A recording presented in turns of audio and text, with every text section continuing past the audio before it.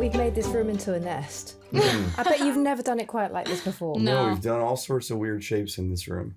No, this is nice. Rhombus. This is giving me all kinds of ideas. It's so fun because, we have been playing shows or having these fun different run-ins with your family and you and Jacob through the years. But this is the first time that we'll actually be doing any shows on the road anywhere. So it's going to be so fun. Are you going to be on the bus? No, No. we're taking our trusty van. This is probably our van's final Last hurrah. last hurrah, which is very meaningful. We've been touring out of a van our whole career, and I think this is the last run of it.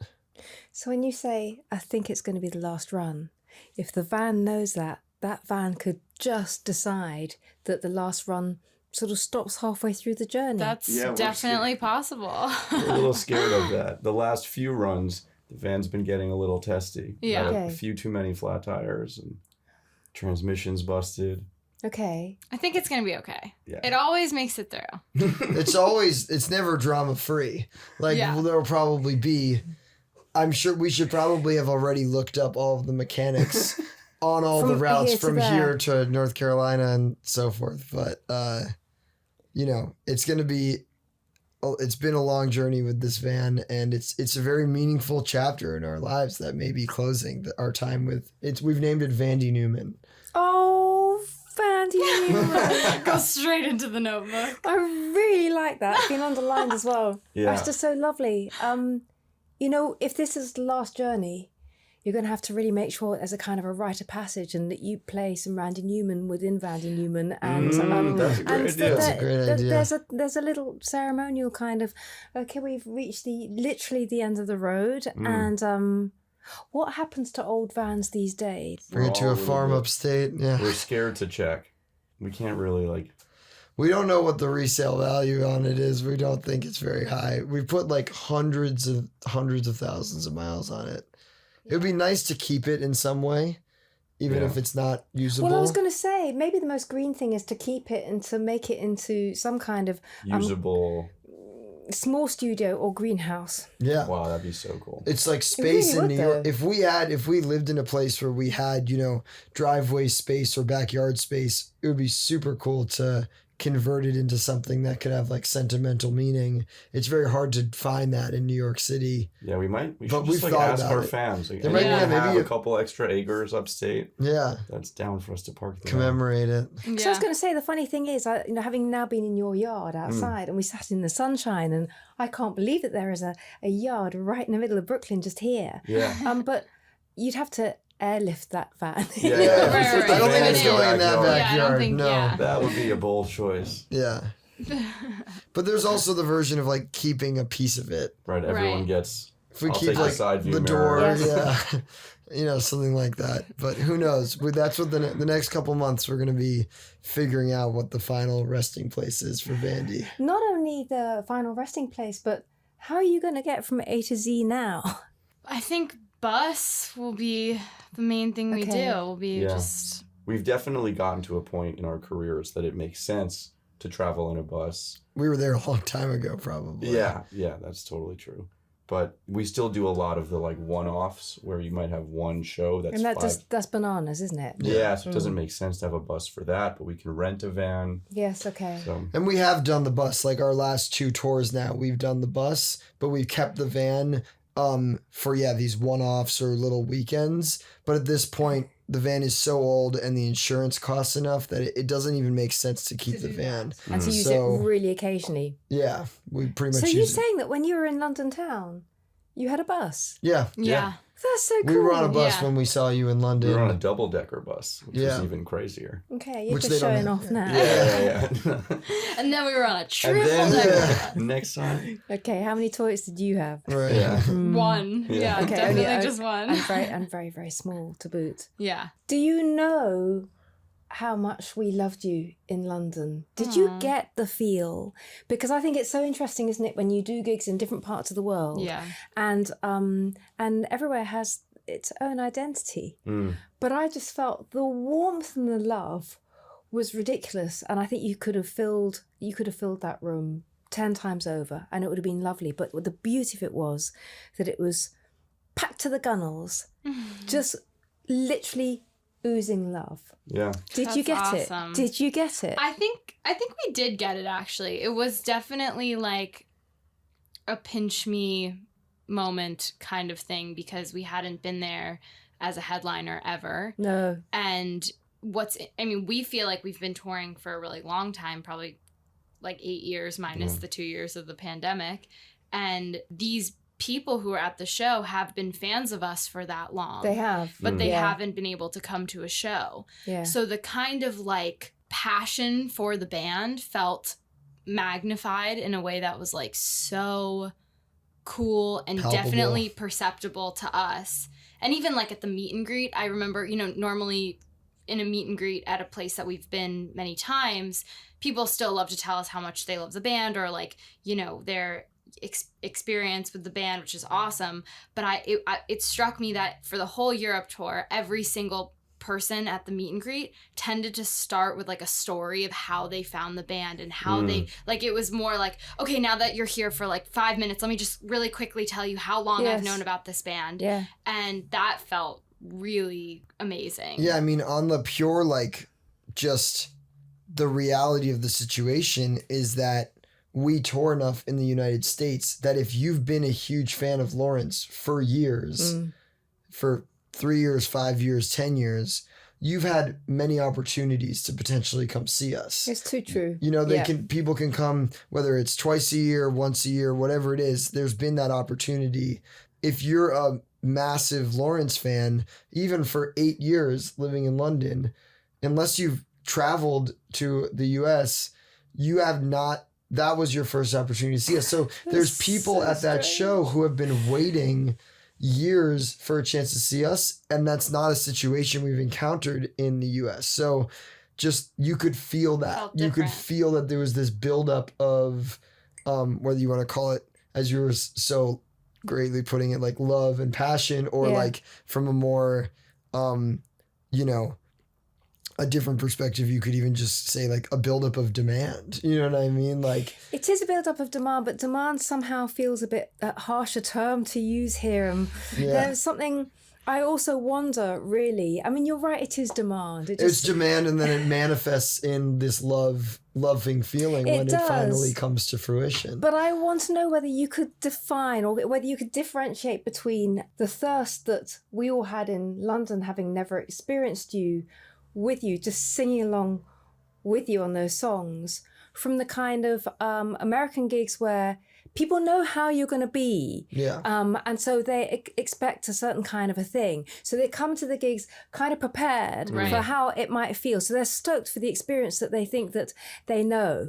But I don't know. The Londoners seem to really... I agree. I think it was very special. And it was, when people ask me how the Europe tour was, like, that is one of the first things I say is like the London show really felt like this, just like buildup of like love and excitement and surprise and passion from this like fan base that we hadn't made it over there to like celebrate yet. And so I totally felt it. But also, I think that we had a feeling it was going to feel like that leading up to the show, because that show sold out in minutes, which has never really happened to us. Well, you see, we're looking at the supply and demand, and I'm really serious when I say I think you could have done that 10 times Well, over. we did play another show 2 nights later no, at you a did, venue and that like was bigger, 3 wasn't times the it? size, like and 3 that times also the sold size. out in a day. So that's the other thing. There's something funny about when you sell out a show very quickly, like just logically, you know that everyone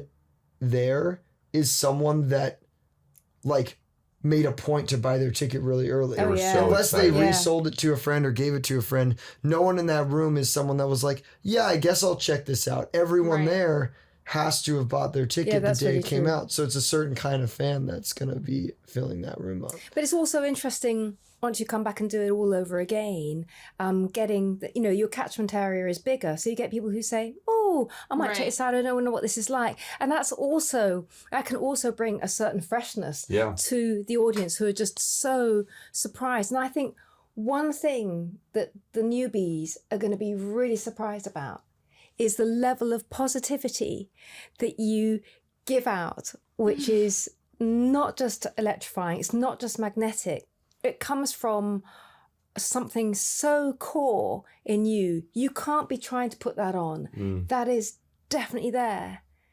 And I wonder whether you kind of feel that the ethos of you guys is that you are positivity. Have you thought about it? That's nice. You know, I think we have thought about it because our biggest song is a song called Don't Lose Sight. That's and right. It's about, it's basically like don't give up. And what's interesting about that particular song is that it's like infused with like a healthy dose of negativity. Like the verses are it's fantastic. It's like the verses are like basically I'm gonna give up, and then the chorus is basically like don't. And I think we talk about it a lot because so many of our songs are like that. So many of our songs are like that, and I think something that actually, I'll speak for myself, sometimes rubs me the wrong way in whether it's in art or just, you know, in conversation, is like unbridled positivity, or like what some people now in a very, you know, call like toxic positivity, or this idea of there's only positivity and there's nothing else. Yes. And I think what I hope we're trying to do, which feels very real to me, is write things that definitely capture the spirit of being positive and hopeful and excited and fun, with like a balance of what it takes to get there, rather than like I'm just a positive person and that's how I feel and this is it, and that, you know, like it's like, you know, we have a song about self-love called Freckles. Yes. But the verses are criticizing everything I think about myself. Yes. And so I like the idea that you can have both, that in reality you will have both. Yes. And that can still make you a positive person and still make you a happy and joyful person, even if you experience negativity as well. I think there's also like a matter of the content of the songs, which I think like are ultimately very positive, while, as Gracie's saying, like having a solid dose of every super happy song with its pinch of melancholy or vice versa, that yin yang that's like so important to making music that feels like real. But also I think that there's like an inherent positivity in the energy that our live band brings, separate from the subject matter of the songs, because it's like the 8 of us are up there, we're all friends with each other in our lives now, we've all been friends for years, and I think that like we try to create a very accessible on stage dynamic for the fans, where it's like, I think that some artists create a thing of like, this is a performance and like I am playing almost a character or something like that. Absolutely. Like, and there's a place for that. Absolutely, like I think that is. works really amazingly for some people. I think for us, it's more like, here we are, we come as we are, we are friends, we're going to joke around. Everything is not so overly choreographed, but it is thought through. Yes. But there's a casualness and an invitation for people to be a part of it and not just be like an observer of it. So I think that like that is a big part of the vibe we try to put out there. Yeah, totally. And I think there's just something so infectious about, for that London show, the 8 of us are backstage, all just so genuinely excited. Yeah. That you get out on stage and like that just translates to an audience. That's right. Because you know it's going to be exciting. You believe it's going to be exciting. And I think you do make it happen, and then you allow us all in, which is what you're saying. Yeah. It's and nice to hear that it comes across that way. I know, it does. And I think, but it's really good that we're talking about toxic positivity, because it's true. I think I needed to define that just a little bit more, because I honestly believe that positivity is a sense of realism. And so I like the fact that not everything is absolutely slick in a kind of a show. It's going to be the same every single night. And I do think there is a place for that. I think it's amazing to see something that is a show in that kind of a way. But you're right. It's not just the lyrics that allow for the less positive, but it's the real. And I think it's the real in the way that you are with the audience as well. what you're saying to them, or how you move towards them, or what you're giving to them. I think it shows so many different aspects of what positivity is, which is totally about being real. Yeah, and like conversational, I think that's so much music. And again, I think like these aren't like all or nothing things. There's such a place for like certain types of speaking and lyrics and things, but like even a song like Don't Lose Sight, there's a million songs called, Don't Give Up, or, all these more maybe slightly generic ways of saying the same concept. But like, that song, our version of it, starts with the lyric, "Are you kidding me?" And it's like, I think that for some people, they might really resonate with the more differently worded thing. But then there are some subset of people where when they hear the song starting with somebody singing, "Are you kidding me? I'm getting sick of the industry." Yeah. Like, they're like, oh, that sounds like just like conversational, or like something that I actually relate to. And it doesn't even sound like a lyric as much as like, I don't know, for a certain set of people, you get them to perk into this message of like, keep the faith, don't give up, in a way that other songs might not be grabbing those people. But do you think that lyric writing has kind of changed, and that perhaps if you were starting a song like that, Are You Kidding Me, 15 years ago, I wonder whether people would have said, well, I can't really relate to that. I want to just know that it's kind of all right in there. I don't know. Or I just really wonder whether we are at a stage where lyric writing is just so interesting, because I think there is a space for the unbridled love and adoration song, or life is brilliant, but the fact that you can be so real from line number one, and that it's a hook in rather than a kind of put off.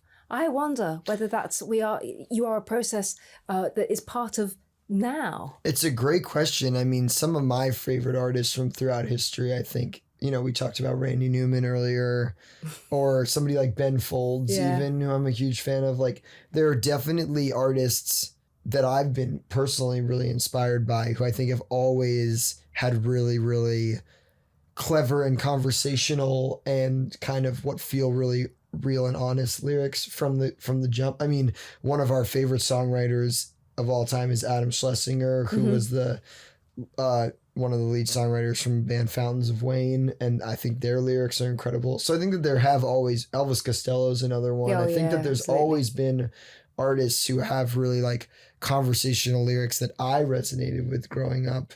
But I think they always have been seen as a little like left of center for that total approach. And I think certainly when I was growing up, you kind of identified yourself by being either the kind of left of center kind of a person, or being very proud to toe the party line. Yeah. And I think that's interesting, because I think that towing the party line now is, it just doesn't make any sense anymore. But I think the majority of folks who are growing into themselves these days, they are so hungry for that reality, and you're giving it to them on a plate. That's cool. I think it's so cool. So I think it's a beautiful time for you to be just kind of, you're not exploding because you've been here forever, but I feel that so many more people are kind of discovering and realizing what's been there all the time. Our constant thing, I feel like, is like the feeling of slowly having this like trajectory, while also feeling like we're in a moment, and trying to balance those two things and celebrating both of them. I think you can celebrate both of those things. And I think it's really important that you're aware of both those things happening. But I think it's also understandable when people say, "Oh, you've just hit the London scene. You just hit Europe by storm. Now it's all, this is your moment." But quite seriously, you've had moments all the way through, and you've been doing it now for so long. And I know what it's like, to have children who do this when they're very young, but you've now been doing it so long that it's literally just part of your DNA, and you're evolving, not exploding. Yeah. I mean, I think Jacob is actually a great example of someone who, like, when he gets nominated for Best Album at the Grammys, there's probably a lot of people who are becoming aware of him then, but like he had been he has fans that had been following him for 5-10 Yeah. years, and like the thought of somebody being like, oh wow, Jacob's really hitting the scene now. They would be like, hitting the scene now? He's been on the scene for Yeah. 10 years. You know, Right. like that's an extreme example of it to Yeah. have such a massive like accolade at that moment in time. But I feel like we've had similar or like things of that nature where like you're on a big festival bill, or you have a big moment where you play on a late night TV show or something like Yeah. that. And all of a sudden you get a whole new swath of people that are like, you're blowing up right now. And then you have your old fans that are like, they've been at it for a while, you know, whatever. And it's about But do you think balancing. it's good that there is space for both? Yeah. Because some Totally. people just want to just feel they're part of the wave, don't they? I Yeah. You completely know? agree. Oh, there's this trend, there's this thing that's happening. I want to be part of it. I am part of it. And then you've got the people who have loved you literally forever and know every bit of footage that you've ever put up there, and they're like diamonds. But it's great that there's space for both. Yeah, I'd like to think that our fans, old and new, are like getting along and welcoming Yeah. each other. We talk about that Like, I hope sometimes. our fans are not the ones that are like, I liked them first. I've liked them for years. No, I don't think they are. No, I think they're so warm. I think there's like a pride in being someone who like came to our show when there were, 150 people there. Yeah. And the excitement of watching, like we get so many comments on our things. Like when we just opened for an artist named Michael Franti at Red Rocks, and I like posted a bunch of pictures of it, and there were so many comments that were like so happy for you guys. Like I've been watching you forever. This is so, and that kind of thing is so cool to think like, oh, we're like a part. It blows my mind to think like anyone cares that we're Yeah. like growing, that's a part of their life too. Yeah. I also think It's it's awesome. it's a testament to our existing fan base. Like, whenever we have new people that might not realize how solid of a foundation we have, and then they come to a Lawrence show and they walk in and it's like, oh, there's like a whole culture Thing. here. There's a whole thing There's that a already whole exists. thing for me to be a part of. That's right. And it's really a welcoming group, but it's also a group that's like, there's a mix of, I think, welcoming, but there's also like a mix of like, don't think that this hasn't existed. Like, come on in because we're doing a really fun thing Yeah. here. And I see that happening in a really awesome way, like throughout time. Also, shout out to all of our fans, because like we have been told consistently, I'm sure actually Jacob gets this too, that our fans are like so nice. Like from people Yes. who work at the venues. Yes. Like our fans go hard. They like party at the shows, and we love that, and we try to make it a super fun time, but like have literally been pulled aside by security guards to tell us like, by the way, like your fans were so nice. Yeah. Totally. And that's Yeah. awesome. Yeah. Even like at the end of the night, you hear stories of like fans waiting by the bus. Yeah. And it's like an annoying thing. But our fans are so great, they'll wait just to like be like, Clyde, like what's that voicing you do on the bridge? I Yeah. need to know. Yeah, so It's nice. so similar. So Yeah. similar, yeah. It's so similar, and I think it's a privilege. I mean, I've only experienced it a handful of times with Jacob, but the fans are there, and actually they've made their own community. We did a gig last year in Copenhagen. I'm sure if anybody is listening who was actually at that gig, there were a lot of people who waited until we came out, which was hours and hours later. And when we came out, they were all singing folk songs all together in a circle. Wow, Like literally. I love that. And the tears are just, you just feel the tears coming, because you just think, going back to what you were saying, that in fact, you change people's lives, and then they kind of carry that, and they're making their own community, and they're making their own decisions based on perhaps some of the positivity or whatever that you are giving out in there. So it's got so much less to do with whether you feel that you're worthy of such a claim, or whether you feel that you really did a great job on a particular day. It's got everything to do with the fact that if you freely give it, then it's being received in such a huge way, and then it has its own journey that's actually Totally. got nothing to do with you.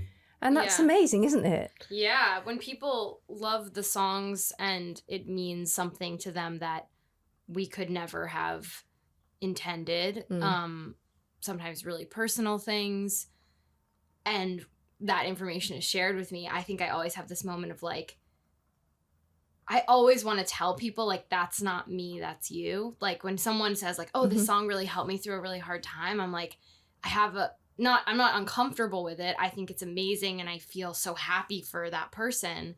But I also am like, I always say the same thing, which is that I'm like, I'm just so you know, I really appreciate that. I'm so glad you told me, but like, that's you. Like, you did that, not me. So I'm not taking credit for that. And you should feel really great about yourself for, you know, whether it was through a song or whatever, like, you're still the person getting through that hard time. People are finding these really like profound experiences for themselves through songs that idiots. we may have written about, you know, even something like Don't Lose Sight, not to keep using that as an example, but like that song is ultimately something that for us, we wrote about career frustrations we were having, but we've heard the most, you know, remarkable, moving stories of people finding that helped them through difficult personal situations or deaths of people they loved or difficult personal medical situations or whatever it might be.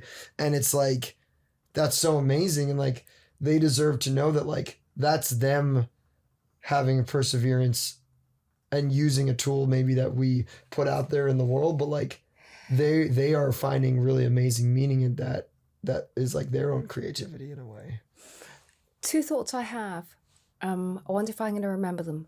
One is that I think your reaction to people saying, you've done this, and you're saying, no, actually you have.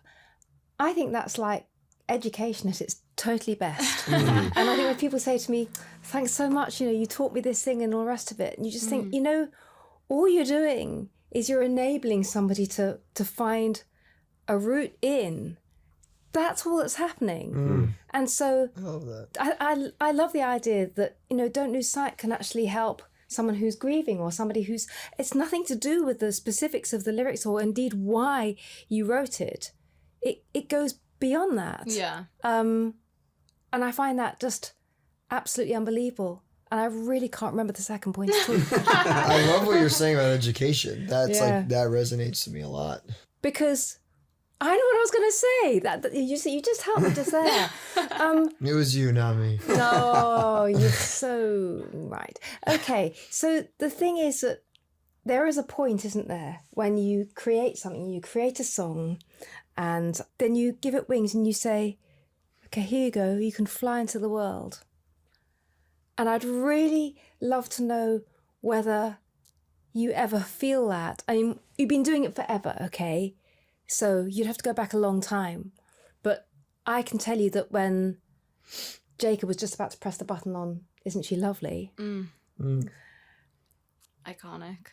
I remember saying to him, I don't think your life is ever going to be the same again. Wow. And I just felt that because I was so inexorably moved by hearing it and seeing what he'd done to this amazing and beautiful song. And I really believed in it. But I just thought, again, it's the same thing. A handful of people knew who Jacob was, and you know, we haven't even talked about your parents yet, or even yours. But I think it's interesting as a parent just sort of seeing it happen, and you know, your folks could just say, that's a really amazing thing. Do you realise how special that is? And maybe that's as far as it ever goes. But sometimes you release it out into the world and then boom. And it's the same thing. It's got very little to do with you. It's got to do with the journey that the art has once it's in the world. But does that resonate? Have you felt that? Yeah, I feel that every time we put anything out, where I'm like, not that I think it's going to change my life. It never does. Quite the contrary. But no, I feel like every time we put something out, I feel, I don't know what the feeling is, but it's like, here we go. All right, like, well, that's that, you know, kind of that feeling. But do you ever have a feeling of, I'm not ready. I'm not ready to let go of this thing? Have you ever felt that? Or is that just me? I don't know. I've never felt that way because I like thinking of albums as bodies of work that represent the music you were making Okay. at that time of Okay. life. I think of it almost like, we've talked about this a lot, but like seasons of a television show where it's like, these are the stories of what that chunk of years since the last album has been like for us as people and as artists. Yes. And so if you think about it that way, then it just is what it is. And I've kind of thought, I've even like thought recently about, actually I was literally at like a friend's birthday party last night, and they were mentioning to me how much they love this very old song of ours off of like the first EP that we ever put out.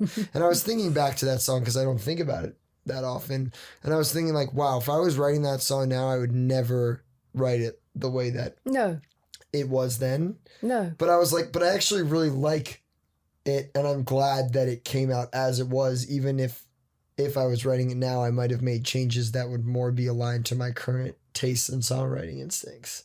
I agree. But the other really salutary thought is that you couldn't write it like that now if you tried. Right. And Totally. that's a weird thought. You were going to say something. Yeah, just going to what you were saying about that feeling of like, I don't think your life is ever going to be the same after you hit. I think that early in our career, we may have, or I certainly felt like there were moments of, wow, we're like going viral on Reddit, or this TikTok is blowing up. Yeah. And you'd have these thoughts of like, is this going to be a moment that's really going to change everything? But for us, they never have been. No. We've had these like cool moments that feel matter. special. They accelerate and they matter. something. Yeah, like you feel a small bump in something, but they've never really been this explosive thing. As you said earlier, we've just kind of been coasting, slowly growing. And I think that like that's almost numbed, not in a bad way, but like now we put things out. I'm like, this is amazing. I love this piece of content, piece of art that we've made. Like, hope our fans love it. Hope some new people hear it. Off we go. Yeah. Yeah. I think that might be like healthy though too. Yeah, because no, then I'm happy about that. when those like viral moments have happened, it's surprising in a way that's like, I don't leave that being like, oh, I'm gonna like wake up tomorrow and like not be able to go outside with like without a hat and sunglasses, which is like truly what I thought when I was like 18. That's great. But Some people, that is That some happens, people's yeah. thing. no, I know. But I think for us it's like I'm like stoked because I'm just like, oh, great. Like that's awesome. Yeah. Like really glad that this piece of content is like being received well. Like that makes me just like really happy.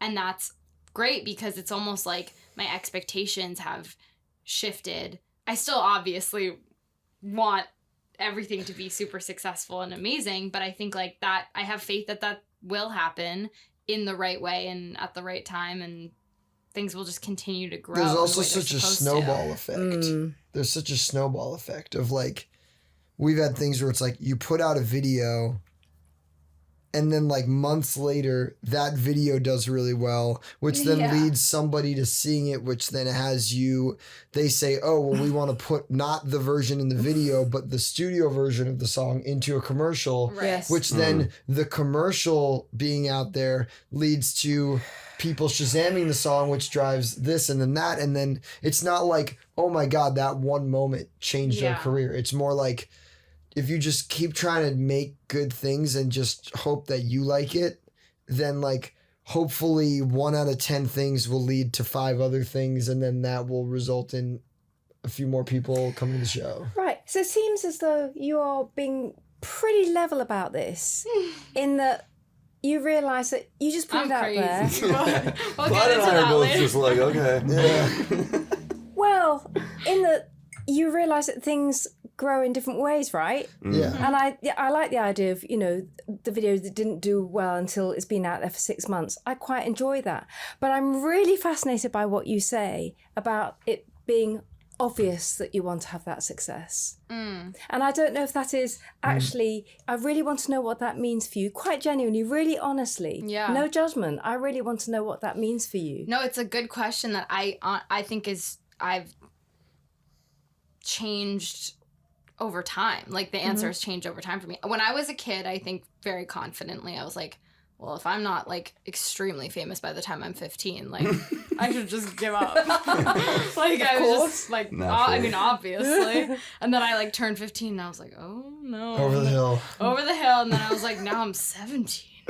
Really still not happening. And then I think what you fail to recognize maybe at that age is like these other like moments of success and the building blocks and the making of a career is like time consuming in a way that's awesome because it's like really fulfilling and a lot of hard work, and there's something really great about that. Yeah. And it's not like a distraction, but it's like, you know, if the day comes when we are, you know, selling out Madison Square Garden, like I think everyone in our band will look at each other and be like, we really did this. Like we really worked really hard for this. True. Yeah. And that will feel satisfying in a way that, you know, we've even experienced in smaller ways of playing Coachella and like us all looking around and being like, okay, like good job everyone for just like really working hard and putting in so much effort. So I think, yeah, my relationship to like the concept of fame has shifted as I get probably more mature, but there is still a part of me that probably the part of me that feels like a real like performer at heart. Yes. And that like, you know, wants the biggest stage possible because that's so fun. And like, I just grew up just like identifying as a performer before anything else. So I think like that part of me will never really fade. Do you identify as a performer? Yeah, absolutely. Okay. In a lot of ways. Just music is one of them. So, would you also answer in the affirmative to that question? Yes, but as a secondary to other things that I identify Okay, as more so let's just have a little look at this. Yeah. Not that there's a chart or anything happening here, but it's quite interesting. So you're all saying that in certain ways you identify as performers. You say not just music and in other ways, and you were a little bit more hesitant and you were absolutely straight up and you just said it exactly as it was. So how would you actually define that? I mean, I certainly enjoy performing. I think I like have this background of very classical training and like jazz training where that was never cared about. Like no one was ever teaching that music should be fun and you should Okay. you should enjoy playing in front of people and you should enjoy connecting with an audience you should like make it this big experience that you're sharing, not just like executing this perfect technical. Right. ability. And I always pushed back on my teachers. I'm like, what shouldn't this be fun? Shouldn't we be enjoying this? And I remember like one of my big band teachers was like, oh, you're going to be fine. Like I see the way you're dancing when you're playing. Like, yeah, but why is everyone not dancing? This is fun. This is music. Yes. So I think I've always had this love of having fun on stage and like expressing to people that music is allowed to be something that you not only practice 8 hours a day and like really love getting really good at, but also enjoy and share that joy with people. So I think, yeah, I love that. But don't you think there are different personalities around here? And you certainly, in the jazz world, you've got the super, super cool who are just going to literally stand there and they're going to blow their horn and they're not going to do anything at all. And that is also super cool and also a method of performance as well. Yeah. Yeah. And yours is exuberant. Right. That's totally true. There's like all different forms of performance. Yes. I feel like saxophone is a particularly interesting instrument because like is. culturally, It well, is. just because like culturally of almost all the instruments, there's a couple different versions Right. of the saxophone guy Yes. or girl. Yes. There's like, you're in a big band, you're playing your part, you're not like the star, it's technical, Right. blah, blah, blah. There's that. And then there's like the cultural stereotype of like the sax man, like, you know, in whether the it's rock and Billy roll Joel or thing. like there's this whole like taking the big sax solo in the 70s or 80s It's true. pop song or rock song in Yeah. a way that doesn't really exist. Like for like, you know, a string like violin or cello, it's definitely more the minority of people that are like rocking out. Right. Like Right. you're kind of in the aberration if you're that person, Yeah. which is really cool. But sax really has both, and it's Yeah. like I what think you're I've going to be. always like, why can't we be doing all of it? Yeah, totally. But yeah, that's totally true. Okay.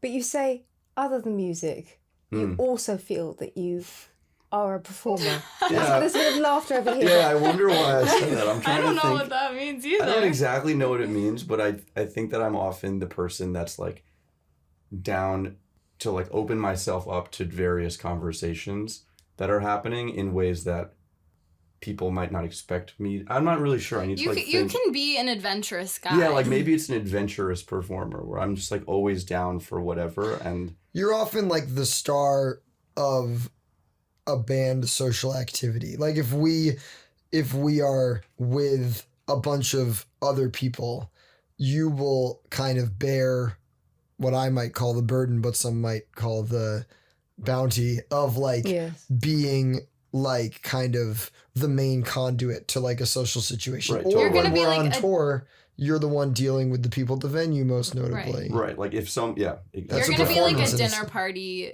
guy. like I want to have dinner parties. In right, the that's backyard. what it is. That's You're an that's the you're an kind of thing. extrovert. I think it's Yeah. like I'm willing to do things that I might not. If someone is proposing we go out to a bar after the show when I'm totally happy to go to sleep, if I think it would be a cool experience and would help that person feel more comfortable with our group, You'll and go and do it. I'm totally down to do it. Right. But don't you think it's interesting that, you know, you have this role within the band? You are also the tour manager. Yeah, And I think that's such a that's a tough performance. But it is Oh, a yeah. performance. It is a performance, and it's knowing just when to give. It's knowing when to kind of maybe say no, enough's enough. Yeah, And it's about having the confidence to say things as you feel it without kind of without wearing the emotional hat. yeah. So, I mean, how did you define that role and how did it happen? I suppose like everything else you're going to tell me, it just naturally happened and it happened over a long period of time. Then suddenly you were there because it evolved over a long time. Yeah, I mean, I think a really special part of our band is that the 8 members of the band share the responsibilities of running the business of Yes. the band equally. Yeah. I mean, that is pretty amazing. And we really decided on that as an overall business plan, business model, strategy really early on in our career. And in looking at all of the roles that go into a functioning touring and recording band, I think that probably just made the most sense for me to step into that role when I really had no idea what it was. But I quickly learned that, yeah, like I am pretty good at this. I'm good at interfacing with venue staff, Oh, yeah. new staff every night, managing the members of our team, both in the band and our hired crew. You like being the one that's talking to the external person. Right. Like I feel like I see you when someone else is talking to someone.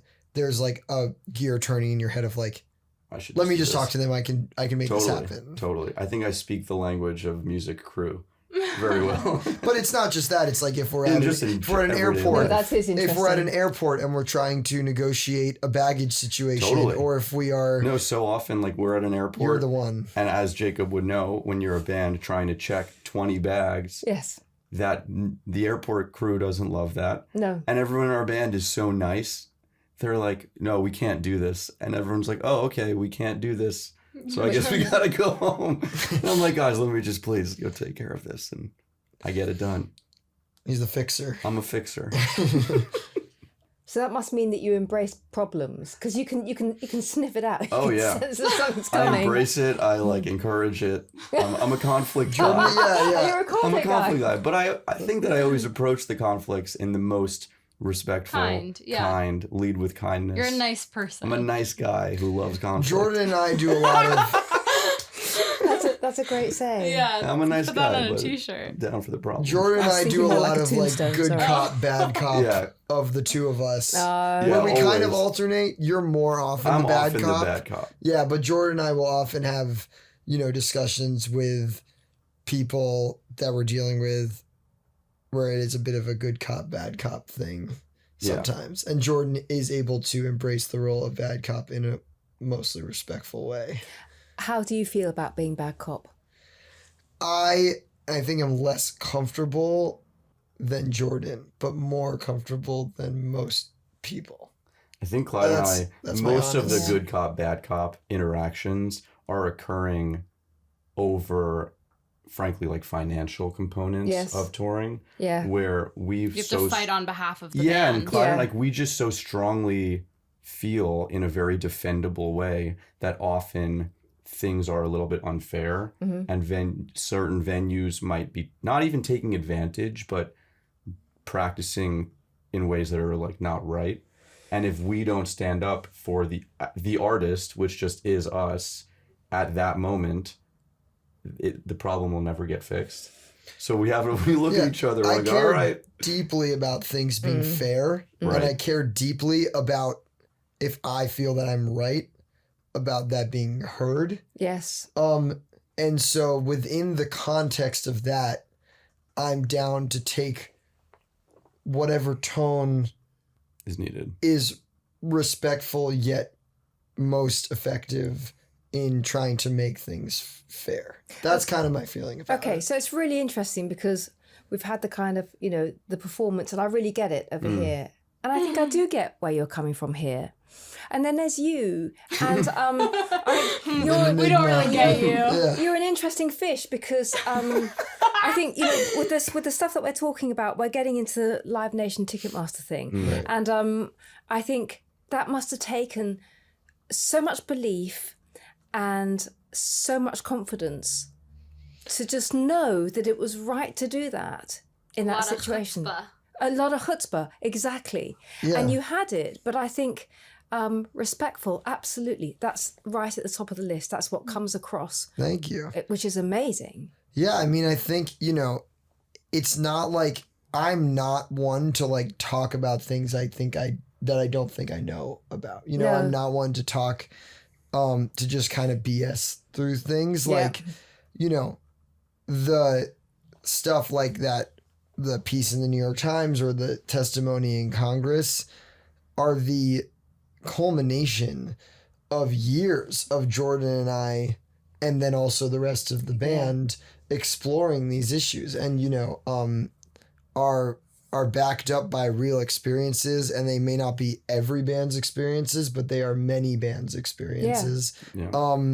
And I think the exposure that we have by doing so many things ourselves, and we do have a great team around us and everything, but just by the nature of the fact that we are the people on the day of experiencing it and going over the numbers, I felt very confident that the things that I was saying were true. Yes. So at that point, just trying to say them in an effective way, and we worked a lot on how we were going to say those things and what points. There were things that we feel that we didn't put in because we weren't as sure that they were kind of statistically fact. Like there might be things that was wise, wasn't it? Oh yeah. Yeah, I think like, if we were to write a list of everything that we think is like messed up about the industry, it might have been longer than the set of things we focused on. Yes. But we were like, let's just focus on the things that sound like they're pervasive across the industry that we've seen on repeated occasion.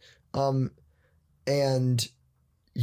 things that we really feel like if asked questions about them, which we have by many different parties since, that we stand behind. And even among those things, there have been some new things that we've learned about some of those things that we would be the first to say. If I was rewriting that op-ed, I might word something slightly differently. I might say this, this, and this, and and we believe that many artists have this, this, and this experience that's 5% different than ours, and that's all part of it for us. That's like writing lyrics a few years later. Exactly. It's the same thing. I think if we're performers at heart and we're not frightened to say what we feel, I think we've really got to acknowledge that what we say at any given time may be different the next day. And indeed, the conversation that we're having today, we might look at that in 6 months and you might say, well, I would describe it in a different kind of a way. Totally. But it's still okay, isn't it? Well, I think it would be like a red flag if someone who was fighting on behalf of the voice of like artists, if I'm categorizing what you guys did as that, to not be open to hearing a different experience or a different point of view, I think would signal to me, oh, they're not really interested in actually helping. They're just trying to like get this one idea across. But what I think is so great about what you guys are doing is that every time you've spoken out, there's been an influx of people who have come to say their opinion, and that is something that you're deeply interested in. Yeah, and it's like the only way to learn more about it is by saying what our experience is and trying to say it respectfully. And then we have since gotten more insight than we ever would have into like how legislators are thinking about this, how independent venues are thinking about this, how indeed companies like Live Nation are thinking about this. And all of those things provide helpful color that like give us a more well-rounded look at the whole situation and how we can problem solve around it. But this is really exciting for me to kind of hear you talk about it, because I think there's activism and I think there's activism. I think activism can be what you were talking about, which is this kind of, I'm just getting really incensed about this thing, and I believe it. You'll come and join me. This is just all wrong. And in a sense, then you put the blinkers on and you're just thinking, this is where I'm going. Where it seems to me that you are learning so much, and it's because you are so interested, and also because you so desperately want things to be more fair. But I'd say a lot of people who have a band or musicians in any kind of capacity don't necessarily have that interest. I think it's not just, oh, you're so lucky that you know these things. I think you've decided that it is important, and that as active band members going out in the world and doing your stuff, you need to have some knowledge that is continuously fed and it's continuously evolving. So what has happened since that point? It's a good question, and some of it may depend slightly on when this comes out, but we've had a number of conversations with a number of different people, and we're hoping that some of the things that we've called for, we're going to see some real change, that it's going to positively affect artists. And, you know, at the end of the day, it's just what you said. Like, I think activism is amazing, but it's not like I or Jordan and I or all of us were like, you know, it would be really awesome if we were activists. That's never been. It's just like, we're interested in continuing to poke holes in this thing that seems a little broken and seeing if we can fix it in some ways, and creative problem solving. And if you had asked me, was the route to creative problem solving going to lead us through testifying in front of Senate? Like, I wouldn't have known or even expected that. But so I think that where it's gone from there is just more conversations, more people that have reached out to us. We've spoken to so many more people than we would have had access to otherwise. And we've gotten a chance to really tell them the issues that we care about. That's the funny thing, is that, like, you know, that Senate hearing was largely about things that are at best tangential to me and Jordan's focus. You know, like, they are really important things about largely ticketing and almost the consumer's experience of ticketing. But we have a whole just list of an agenda of things that are so important to us for the artists. And the conversations we've been able to have since some of that, we've been able to really just be like, here are the things that we're really focused on. Let us know your feedback on this. How does this align with things? Or is there anything in here that seems off base to you? And I'm hopeful that over the next year from now, through a variety of different means, we will see some positive change happen. That seems ever so reasonable. And again, I'd say that sometimes, not all the time, you speak to folks who would label themselves as being activists, and they wouldn't be talking in that kind of a way. And I think this is a great message for the world, which is that basically we can all be activists, but we can really understand that the process of change sometimes does take an increase of awareness within society. And for that shift to happen, it takes a time.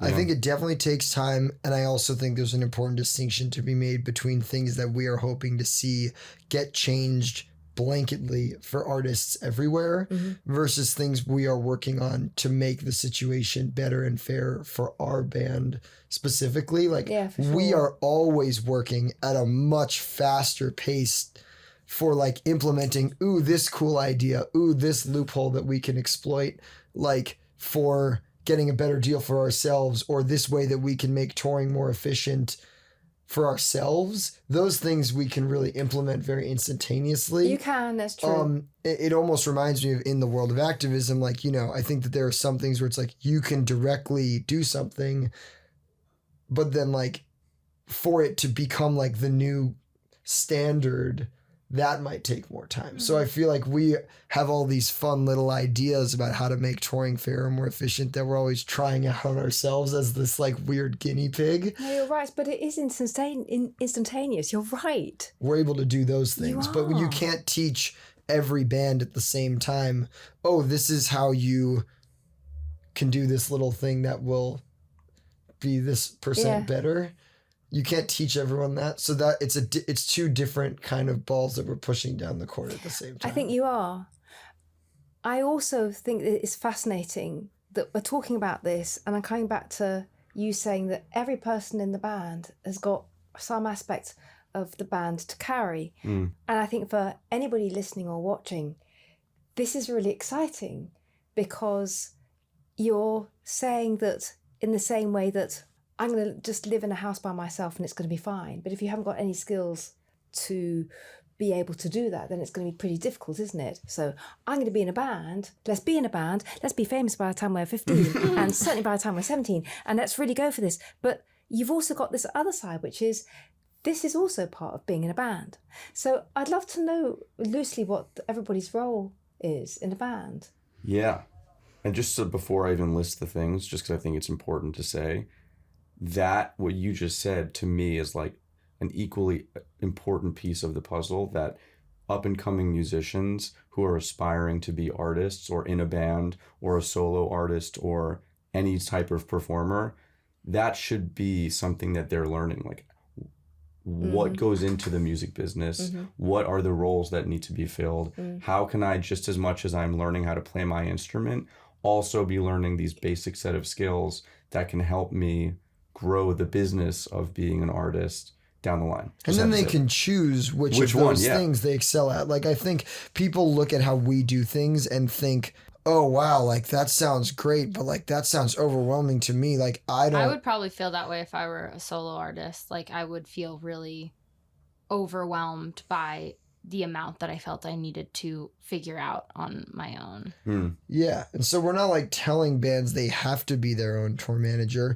but just empowering them to learn what goes into that and make sure that whether that means them choosing someone in the band to be the tour manager or making sure that they are just having more of an ability to just be aware of what their tour manager that they hire is doing. And I just think that all of those things are important and often almost intentionally shielded from artists in a way. But you were saying about the... But before you go back there, the intentionally shielding, I think, is an interesting one. The overwhelm that you mentioned is an interesting one. Yeah. But what you said, it comes back to the education thing. Yeah. Because I just think it's not just about blowing your horn. Yeah. Well, I think it's all in the like all the above. As a solo artist who might be overwhelmed, that makes sense. But I think there's a world where if you're hiring a freelance drummer to be the drummer for your solo artist project, why can't they bring to the table more skills than just playing the drums? Yeah. And now you're able to like potentially trim the fat of your touring operation because you have a drummer and a keyboard player who can also wear 3 hats, as you're probably at the solo artist, Gracie, wearing 3 hats. Right. I think it that's true, but I think the counter argument would be someone saying like, well, why isn't it good enough to just be someone who plays drums? And I think the answer for our band, and this leads to your question, is like giving out tasks to people who would naturally thrive at those tasks anyway. Like it's not like, you know, oh, Gracie, go learn how to like fix our van, because I don't know how to do that. But looking at what people are excited to actually do. Like, I think the most successful versions of this that we've seen even in other bands are people who have taken on responsibilities in the band that they're really excited about, and it makes them feel even more invested in the project, and that it gives them an even extra sense of fulfillment in the project rather than go learn how to do this thing. And I think even early on in our band, we were like figuring out what tasks everyone thrived at. Totally. I And think that- back to some of the things that were people's jobs, and now I'm like, oh, like, I can't believe that was this person's job for X amount of time. Yeah. For myself and for you and for, like, Yeah. there was a time where, like, I was doing a bunch of the posting on socials, and when I think back to that, I'm like, oh my God, like, why was that? That's not what I'm best suited for. You Yeah. know, like, and then I could say the same about other roles that other people had, where I'm like, wow, that is not the role that they're best suited for. And then you kind of find it. But I think that the kind of old, perhaps it's a rather antiquated version of the artist, the performer, the solo performer, it's that they perhaps feel that they shouldn't be doing anything Right. else. Right. Because I play the drums and that's enough. enough. And in many ways, I really, really understand that. But you still need to know how to live life and to know how to cope. Yeah. And that's practically, actually, that's emotionally when everything goes wrong as well. And by going through the processes of really seeing what roles you can have and you're having to work together because there's so many of you, Right. Yeah. Right. it has to be something that can really move with everybody working together. And if it doesn't, then you need to look at that and find out. I'd like to know what happens when there is tension or when somebody isn't happy with the role or whatever. I'd like to know that side of things. It's a bit like the lyrics. I don't want it just to be positive. Oh, you ate people, you cook it all really well and the band just works absolutely marvelously. I want to know when it's not so positive. I want to know what you do. We don't have a lot of those incidents, but I'm trying to think. Yeah. I think that, like, a thing that I really learned early on, because I'm often the one doling out a lot of these roles, not always, but certainly that's a big part of my job, is to kind of often, like, manage the people in a way. I learned early on that, like, I needed to do my best to understand what is important to everyone, because everyone has different things What that is are important to everyone? That's so crucial, isn't it? Everyone has different things that are important to them, and everyone defines fulfillment via the band differently. And this is not a knock on everyone in the band, but I think that I also had to do my best, and still have to sometimes do my best, to make sure that everybody knows that, like, that just because their definition of fulfillment seems so obvious to them, that it may not be obvious to me or to other people. Yeah. So, like, some people may find it a prerequisite of fulfillment in the band that, like, any logistical plan would be, like, they would be made aware of it before it's happening, you know, whereas and like, and I'm not singling out particular people, I'm just saying, like, that's an example that I'm making up. But then, like, there may be other people where it's like, oh, just tell me where to go, where and when. You know what I mean? Like, and there's analogous examples to that in creatively. There's people that, like, want to be really aware of the music that we're writing and producing as we're making it, have opportunities to give feedback, have opportunities to play on it. There's other people that I think are more like, hey, I'm down for the cause. I'm so psyched about the music. Yeah. Keep me looped into it as you see fit.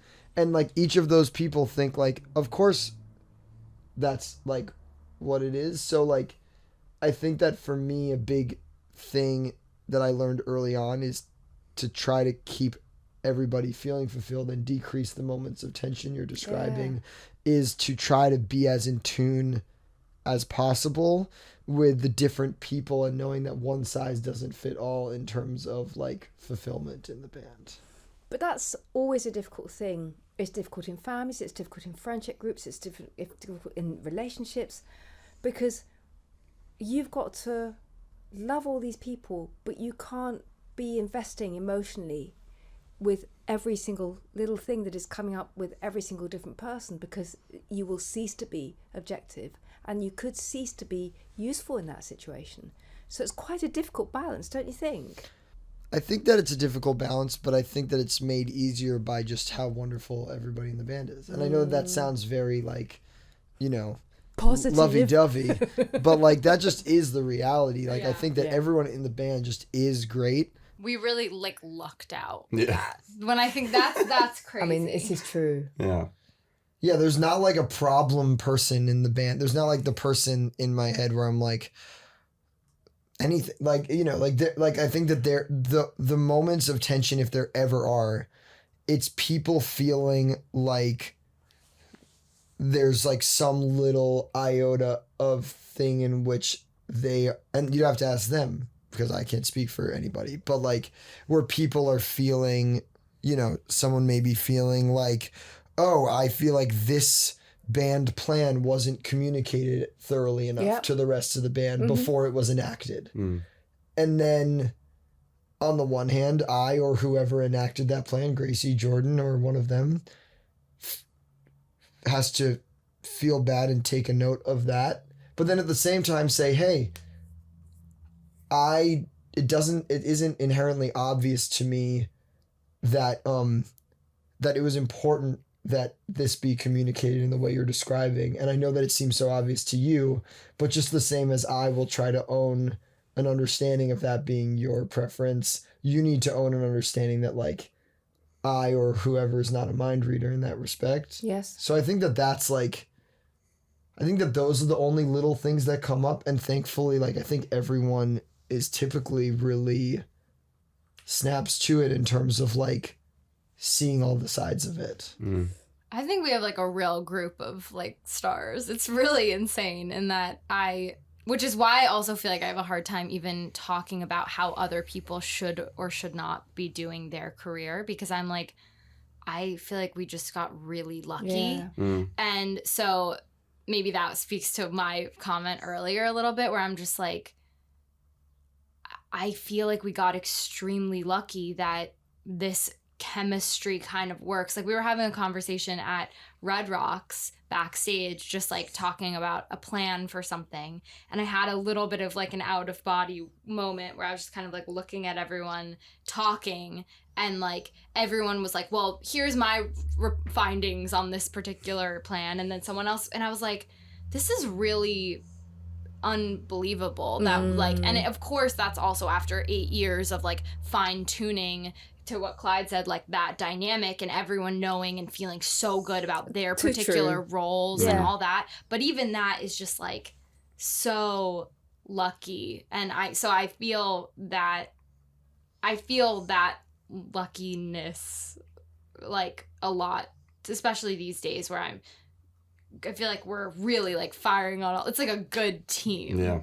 I think that's what, you know, like you just said, we've had the same people doing this for 8 years of basically full-time work, that we've built something from the ground up, and everyone has just kind of fallen into the roles that they're most fulfilled by and they're most inspired by outside of just playing the show. Yeah. Like the performance is so even more fulfilling, I think, and we probably give off even more of this joyful energy because behind the scenes, that's the end of our day. That's the payoff for us. It's not like we're sitting around waiting. We're all like working all day long. We're all hustling to try and make sure the next thing happens. It's like and eating the meal we cooked, you know? It Right. is. Yeah. Absolutely. Exactly. Not that I would know about Yeah, that. I've never cooked a meal, but I think that is what it's like. But I like the expression anyway. It's interesting that we're talking about roles, and actually, I don't know if you can define everybody's role yeah, in we that can. way, but We can try. Yeah, go for it. it'd be really interesting to see this as a model. I mean, every band does it in a different kind of a way, but this is really from buying the ingredients, selecting them, and to preparing them, and then to making the meal and to eating it. So I think this is a great model. So We are on an extreme end of the spectrum of that. I think you are. Yeah. And I think you are blessed indeed, really. Yeah. Quite simply. Which is why I also think for artists who aren't in that position, like finding whatever it is that you need is like great too. Like that is how I feel, I guess, that I think always being aware of what's going on in your own business is just like a good practice in general, and probably any field, in your own relationship, in your own whatever. But there is something that we have particularly lucked into because of how awesome everyone in our band is. And that's There really also cool. is like, you know, there's so many different meanings of like doing everything yourself. It's like, I look at somebody like Jacob and it's like editing 1,000 people singing the word moon on Yes. Premiere or whatever. And I'm like, if we had the idea for that video, I don't think we would be doing that ourselves Yeah. necessarily. Yes. So like, everyone defines. Right. It's more about Right. finding, to Gracie's point, like Jacob looks at the world of the universe of things that are he wants to have happen for the project, and figures out which things like he's capable of doing himself and wants to do himself. That may be totally different than like, so I think it really is, to Gracie's point, all about people looking at the whole set of things and thinking about what would I feel fulfilled by doing myself and being open to doing those. I think that's really true. I think dear Jacob does do an awful lot of So much. the process, but he gets a real thrill out of doing all that. But I think to be in a band of 8 people for all these years means that you've grown in a slightly different way, because Jacob started as an individual and it's happened in different ways. And I mean, sometimes he does solo shows and all the rest of it. So it's a different kind of a thing. But you've grown this for such a long time. 8 years is a huge amount of life. I know. It really is. I know. Just Too think, much. just think. Just think how Especially old you because I'm were. only 19. So it's really Well, no, but that's the thing. Just think how young you were when I it know. started, with all these people around you, and they're still here and they're still doing it. So the Yeah. roles. Yeah, let's think.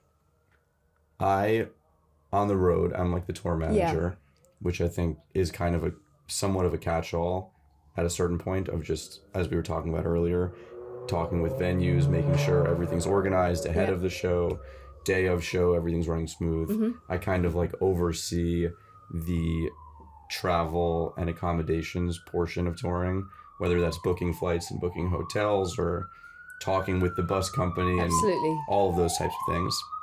And then aside from that, I think I'm often just coming up with really fun, clever, businessy ideas To make for the touring band. more efficient. To make touring more efficient and just like overall Gosh. fun. I don't know what the title of that would be. and You're a, and an a big part of ideas your man. I'm job an is idea guy. collecting the money too. Yeah, sure. And like actually acting as the receiver of money at the end of the Good night. grief. This is huge. This is already really quite overwhelming, isn't it? Yeah. Jordan has That's a big job. It's a huge job. Yeah, totally. I don't get a lot of sleep, but I like thrive on that. I'm a performer, you know. I think Jordan is the busiest on the show days. Right, like during Yes. the show. Oh no, you must be. You must be. Yeah. The best is when my phone is blowing up while I'm on stage. Yes. And it's the person from that venue asking me questions. And then I get off like, I'm so sorry. I didn't even know you were in the band. You're running around like a crazy person. So, but that's me. We have Johnny he's our production manager. Mm-hmm. So he handles everything, or he oversees all of the technical things that are happening on a day-to-day basis. To make sure they happen. So to make sure they happen. that's the recording of the house mix. Actually, how detailed is this? I mean, the gear, he's kind of in charge of like just the stage plot in general. Yeah, making sure that all of the equipment that we've advanced is there properly, making sure that all of our gear that we're bringing in daily is set up properly and networked. But is he also doing front of house? No, he's Because not. he can't. Yeah, can yeah, he? yeah. Surely. Although we've thought how about could you that. do that? There was a moment in our touring where I was like, I think I could do front of house from stage. And lights, like And lights. I had foot pedals for lights. That's well, at one ridiculous. venue, they were like, we have foot pedals that control the lights. And Jordan was like, oh, I'm all over that. So Jordan was like doing foot pedals for the lights while we were playing. And then afterwards, we were like, could we scale this up and like make it a thing where we're all like doing I stand by that. I think it's possible. Yeah. If we didn't have so many other things on our plate, And if we hadn't found such an amazing Yeah, we lighting have, and sound like, people. Oh, really? We Yeah. have a Okay. great front of house. and we're down to relinquish those jobs. But yeah, so Johnny does production management, and it also, like when we're doing one-offs and working with other artists, Yeah. it's talking with that artist's team to make sure our equipment's compatible and the wireless frequencies are compatible. Right, so he'll be talking to Jacob's team. Exactly. I gotcha. Exactly. Right. Specifically about production stuff. I'll talk to Jacob's team about logistics, and he'll talk about production. And then Sumner, who's our alto sax player, he's kind of spearheading the merch operation and everything that goes along with that, which is, as we scale, becomes a massive part of the business. Which is huge. And just like a very intense job. Yes. So while we're on tour, he is either helping us sell the merch. So he's talking with the venue, counting all the merch in, counting out, settling with the shows at the with the venues at the end of the night. But he also helps manage the online store and making sure our inventory is always up to date and reordering and drop shipping to that show that we have in 3 weeks. So it's all ready. So that's become a massive job.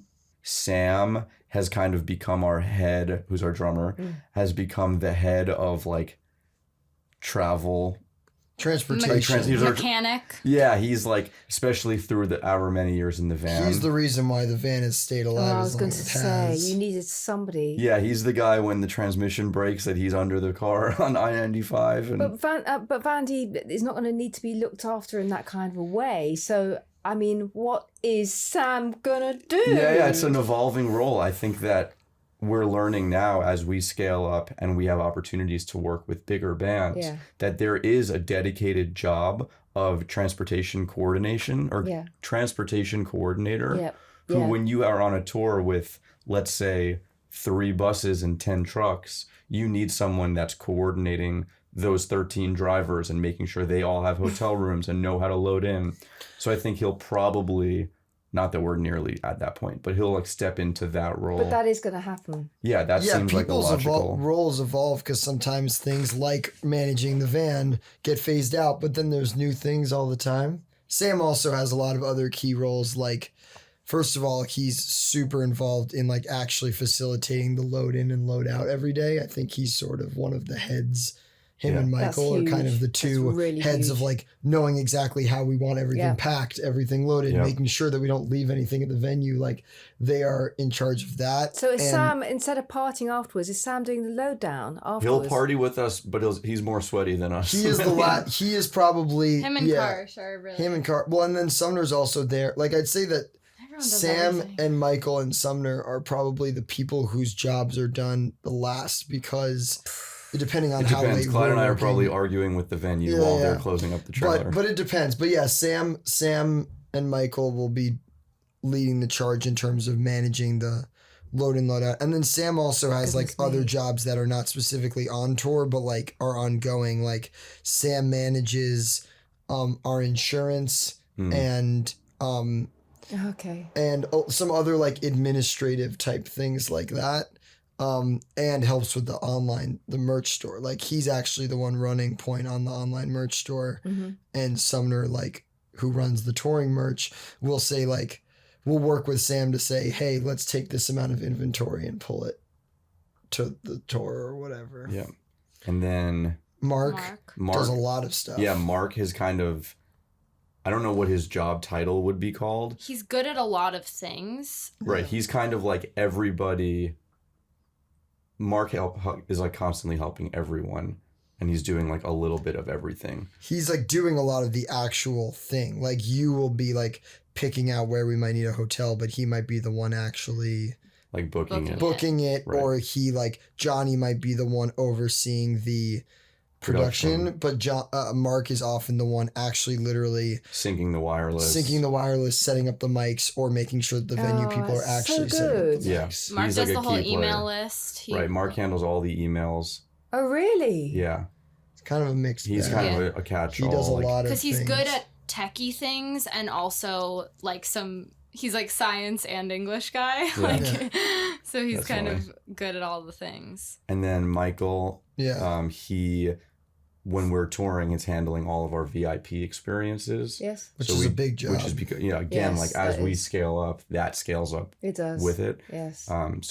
Which again, most of these positions are conventionally one full person's crew job that you're bringing on the road. Yes. So like VIP, that's a whole job that we don't need to bring a person for because Michael is out there coordinating with the venue and he does a lot of he also does a catch-all. A lot of the load out, load in things. Yeah.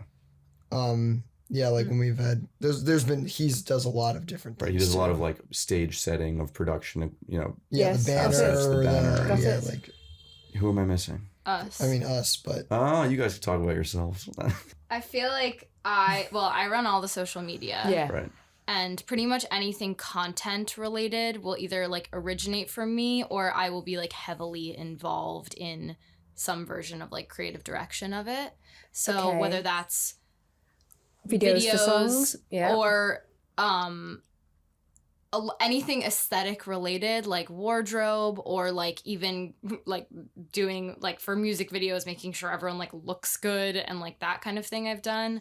But then also like writing the music and with everyone, and like, you know, I think anything sort of creative directory is sort of in my world. I've got it. How far does this go? Because every single role that you have explained so far, there is a crossover. So are you editing the videos as well? Are you doing... Who does all that? So for like a music video, historically, we've like Clyde and Clyde does a lot of creative direction as well. Like I think we both kind of will like kind of come up with the ideas of things. And then sometimes it will be like, we'll come up with an idea together, and then it will be like, okay, Gracie, go like talk to the, you know, whether it's the director of the video or the editor of the video, and like make sure that vision gets like executed. And at every step along the way, I'm like showing the cuts to Clyde and like making sure we're all on the same page. But in terms of like making sure that operation gets completed, I would say that that's something I do. But yeah, like for editing, I'm not personally editing like a music video, although I edit all of our content for social media. I like for a music video would like sit in the edit over Zoom and like, you know, talk through it.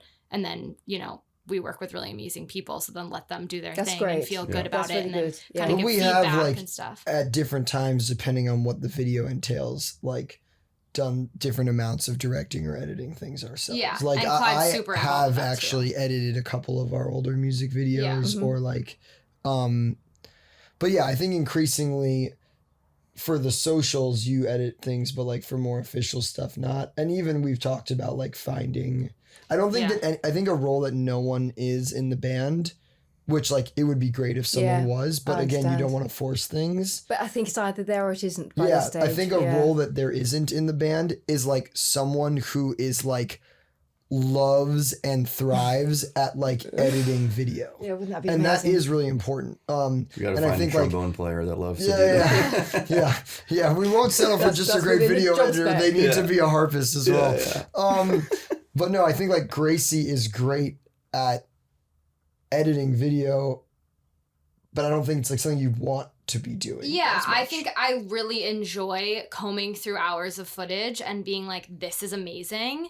And I wish that it could be, like, just from a technical level, I have not accrued the skills to make something look awesome. But I've learned enough that I can, like, get by now. But I think, again, in the scaling up process, I'd love to work with someone where I could say, like, I want this to like transform into that and it look awesome and be 30 seconds and look because be you that. have the vision. I've got it. Yeah. Yeah. So it's interesting because as a band, you don't do absolutely everything, and you can see that there are places where you would really like to delegate a little bit more. Totally. I think like that video piece right now is actually like literally as like when we have band meetings or when we speak with our management, because we do have managers. Yes. Who are amazing. And do a set of things themselves too. Like that is a really big focus for me right now, is the identification of the fact that I think video related stuff is a thing that no one is totally doing in our internal thing. Yeah. And that is something that we want to bring in. Yeah, and we have some people we've worked with who are awesome, but like figuring out who's going to be because we also like, we don't make our own art. We have people that like do our art. Like we have some of those things. I think video is one that we need to add to that equation. Especially because like video or like content itself being created is often something that requires a very quick turnaround. Yeah, it does. And so like if you're playing a show and the show ends at midnight and you're expected to post a well cut together video by 11 a.m. the next morning, that's just a very tall order. But I think, what I've gotten better at is like banking things and, whatever. But yeah, is having why. someone whose job would be to like love to do that turnaround because they're not playing the show during that time, or they take some photos and then they're like, okay, let me go back and like make this work, would Right. be awesome. Oh, wouldn't it? It would be amazing. And then Clyde does like everything too. I do a bunch of different things, but I think like a really cool thing is that increasingly, like on a show day, for example, I don't have like a ton of things that I need to do, which I think Which is actually great. Really important. Because Yeah. I think it allows me to like be there because my day ends up being really full because Jordan comes up to me and says, hey, this thing has come up in the tour management side of things. How do we want to handle this? They're asking if we can push the show by this amount. You know, someone else, Sumner is saying to me, oh, the merch is this and this. What do we think about this? And you've like, got to be a sounding board and to be actioning. yeah. So I Yeah. think I have very full days, but like on tour specifically, like I actually think it's a great use of my time to be available to everybody to help make those things happen. But I mean, certainly I'm like the music director of the band, Yes. which in many artists' contexts would be a full person's job. Absolutely. So doing arrangements and regularly making tweaks to arrangements, and if we're working out new things, running that in sound check, making sure that if there's new ideas that we're going to have about something we're going to do, making sure that that's communicated to everybody. I'm certainly, and with that, you know, I make the set lists, you know, with consultation from other people. Yeah, I think that that's a big part of what I do on the road. Certainly, like working with Jordan to make sure that the deals are being adhered to Well, in terms yes. of the end of the night. Right. Yeah.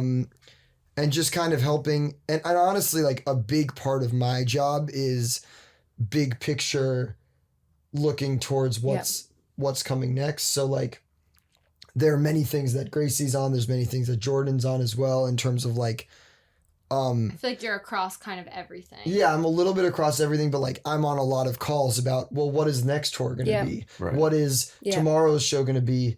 You know, there's this thing coming up in a week about this one show, blah, blah, blah, blah, blah. I'm kind of like a little bit across all of that. And then often if it pertains to something Jordan's dealing with, there's very few things that I'm like, I feel not like at you're all. fully missing the fact that you're the like accountant and businessman. Yeah. Oh, that's true. I That's wasn't like the thinking about biggest that. thing. Yeah, I do all the Yeah, band's don't- finances. Yeah. I wasn't even Do thinking you about really? that. Which is normally like people Which is, like, have Clyde's like an favorite accounting, part of being MBA, in the band. CPA. I wasn't even thinking about that. Exactly. Yeah, yeah. I was like, when are Yeah. you going to say that? I honestly forgot about that. I do all of the band's finances and budgeting and accounting. Which is And- hilarious Oh. because we do it. He does it better than most bands. I'm sure, but it's And- partly because you really care. Yeah. It's your band, you know? Yeah, I care, and it's also accounting is very creative in a way that's a little bit scary sometimes. Yeah. Like Mm. you know, like there are a lot of decisions to be made in accounting. Absolutely. And I'm the only person that I trust to like make sure that those decisions are being made fairly and that everybody in the band is having a say in decisions that pertain to them in any way or affect them. Like there's a lot of moments when a cost comes in, you know, here's the smallest example. Gas, $50 of gas. Yes. And was that gas a touring expense or was it a expense related to a music video shoot? And if different people are owed different percentages of the profits of the music video shoot versus the tour or whatever, then choosing whether that gas is a touring cost or a music video cost actually affects people's bottom lines.